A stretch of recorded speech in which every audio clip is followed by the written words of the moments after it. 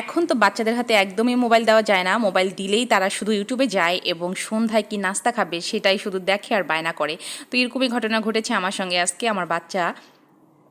আমার বড় মেয়েটা এরকম দেখেছে মিষ্টি, সে একদম মিষ্টির বায়না করে বসেছে আর বলছে মা আমাকে আজকেই মিষ্টি করে দিতে হবে। তো বুঝেন কি অবস্থা, আর বাচ্চার বায়না অবশ্যই তো পূরণ করতে হবে। আচ্ছা, এখানে একটা কথা বলে রাখি, আমি যে ভুলগুলো করেছি সেই ভুলগুলো আপনাদেরকে অবশ্যই আমি বলবো। আর পারফেক্ট মিষ্টি যদি করতে চান তাহলে আমার এই রেসিপিটা স্টেপ বাই স্টেপ যদি ফলো করেন তাহলে কিন্তু পারফেক্ট মিষ্টি পাবেন। তো আসসালামু আলাইকুম, by the way this is me Angela নাজালাস, welcome back to my another video. তো ওই যে বললাম, আমার মেয়ে হচ্ছে বড় মেয়ে মিষ্টির ভিডিও দেখেই সে বারবার বলতেছে মা আমাকে আজকে মিষ্টি করে দিবা। তো যাই হোক, এখানে দুধ পাউডার ছিল, আমি দুধ পাউডারটা নিয়েছি। ওই যে বললাম যে একটা ভুল করেছি আমি, সেটা হচ্ছে আমি কিন্তু দুধ পাউডার নিয়েছি এখানে প্রায় 5 থেকে 6টা প্যাকেটের মতো হবে। আপনারা বেশিটা দিবেন কারণ এটা কিন্তু মিষ্টি একদমই থাকে না। আর যেই ভুলটা করেছি সেটা হচ্ছে যে একটা ডিম নিয়েছি, ডিমটা কিন্তু ভালো করে ফেটে আমি এখানে একবারে দিয়ে দিয়েছি। আপনারা কিন্তু এই ভুলটা করবেন না, আপনারা কিন্তু একটু একটু করে দিবেন আর ডোটা করবেন। তো যে কারণে আমার এইখানে একদম কিন্তু মানে নরম হয়ে গেছে। আমি যদিও এটা 10 থেকে 15 মিনিটের মতো রেস্টে রাখছি, তারপর দেখলাম একদম নরম হয়ে গেছে, যার কারণে মানে সমস্যা হচ্ছিল। পরে আমি এটার একটা সমাধান করে ফেলছি, সেটা হচ্ছে আমি আমার বাচ্চাদেরকে পাশে একটা দোকান ছিল সেখানে পাঠিয়ে দিছি। ওখানে গিয়েও দেখতেছে যে দুধ পাউডার নাই, তো পাশের ভাবির বাসা থেকে আমি দুধ পাউডার নিয়ে আসাইছি। তো এরই মধ্যে আমি একটু হাত দিয়ে মানে এটাকে ম্যাশ করে নিচ্ছিলাম ভালো করে। তো আমি এখানে ঘি লাগাইছি হাতের মধ্যে, দেখতেছি যে হচ্ছে কি না। পরে দেখলাম যে একদমই হচ্ছে না। তো এই তো আমার একেবারেই কিন্তু খারাপ হয়ে গেছে অবস্থা, দেখতেই পাচ্ছেন। তো যাই হোক, পরে আমি দুধ পাউডার অ্যাড করে দিয়েছি।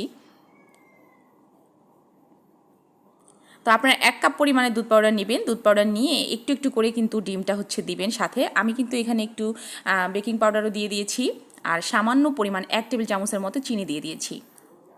তো যাই হোক, ডোটা আমার একদম পারফেক্ট হয়ে গেছে, মানে একটু শক্ত শক্ত। তো আমি আবার একটু ঘি হাতে নিয়েছি, নেওয়ার পর দেখলাম যে আবার হচ্ছে না, আবার একটা টেনশনে পড়ে গেছিলাম যে এবার হবে কি না। তো ডোটা আমি ভালো করে মেখে,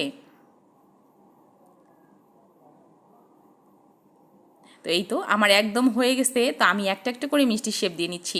আমি কিন্তু লম্বাটে মিষ্টির শেপ করতে চাইছিলাম, তো আমি আসলে এটা গোল করে ফেলেছি। আপনারা আপনাদের পছন্দ মতো করে নেবেন। তো এখানে আমি একটা ফ্রাই প্যান বসে দিয়ে খুব বেশি চিনি না, মানে হাফ কাপের মতো আমি চিনি দিয়েছি, এটা জাস্ট ক্যারামেল করার জন্য। এটা আপনারা চাইলে স্কিপ করতে পারেন আর ডিরেক্টলি আপনারা দুধের মধ্যে চিনিটা দিতে পারেন। তো আমি একটু ক্যারামেল করবো এই কারণে যে দুধের কালারটা কিন্তু মানে খুব সুন্দর আসে।